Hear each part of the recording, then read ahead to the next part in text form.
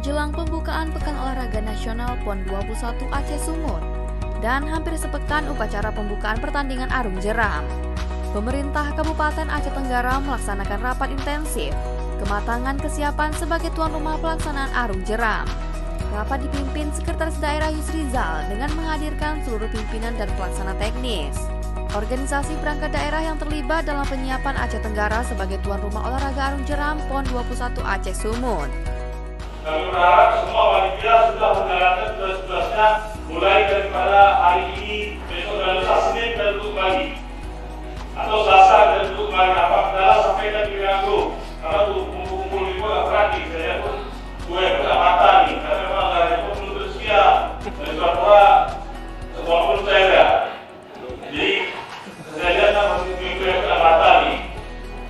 Dalam rapat koordinasi, setiap pimpinan organisasi perangkat daerah termasuk camat diminta untuk menjelaskan kesiapan aspek yang tanggung jawabi.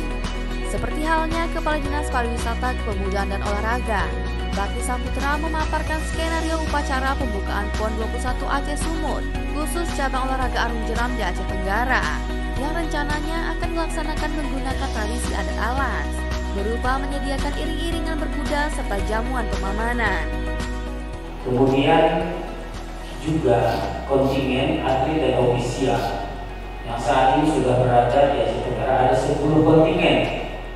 Jadi mereka juga tanggal 9 akan registrasi semua.